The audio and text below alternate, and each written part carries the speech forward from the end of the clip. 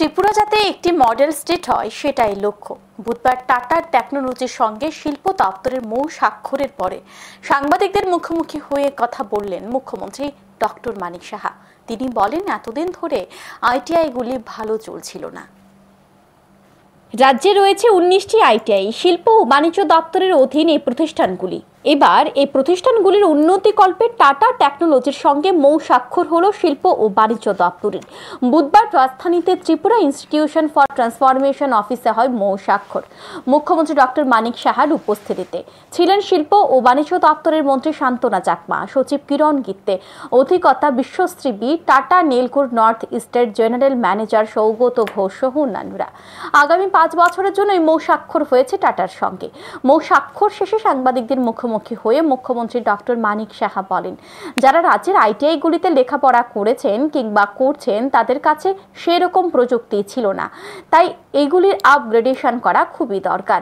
চুক্তি অনুযায়ী টাটা বহন করবে 86% অর্থ আর সরকার বহন করবে 14% অর্থ আইটিআইগুলির আপগ্রেডেশনের জন্য।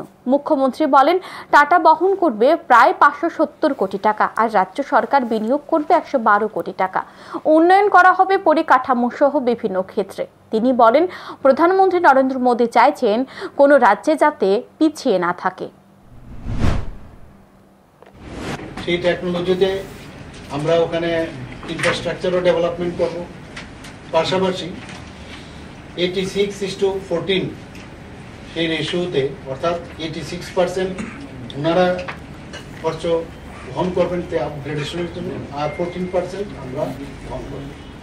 তো সেখানে 86%-এ ওনারা ইনভেস্ট করবেন 570 crore, মোর দেন 570 crore, আর ত্রিপুরা গভর্নমেন্ট 14% অর্থাৎ 112 crore, মোর দেন 112 crore ইনভেস্ট করবে। আর ইনফ্রাস্ট্রাকচার যেটা বানাবে, ওখানে মেশিনারি আদার যেসব আছে সেগুলোর জন্য আমি এই কথাটা আমি। মুখ্যমন্ত্রী এদিন আরো বলেন, ত্রিপুরা যাতে একটি মডেল স্টেট হয় সেটাই লক্ষ্য। তিনি বলেন, যেভাবে চলছিল আইটিআইগুলি এতে অনেকে পড়তে চাইছিল না, কিন্তু ছেলে মেয়েদের লেখাপড়ার আগ্রহ বাড়বে।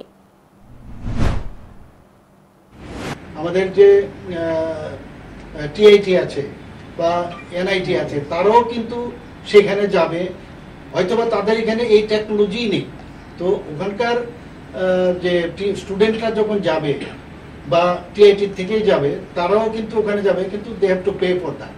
তো এইরকম একটা ব্যবস্থাপনা, মানে যে কারণে আমাদের ত্রিপুরার ছেলে মেয়েরা ভবিষ্যতের জন্য এই যেটা একটা মানে এতদিন ধরে যেহেতু পুরনো ভাবে চলছিল, অনেকে পড়তে চাইতো না, যখন যেহেতু এই ধরনের টেকনোলজি এখন শুরু হয়ে গেছে, তো ন্যাচারালি এর মধ্যে অনেকের এখন পড়ার একটা আগ্রহ বাড়বে।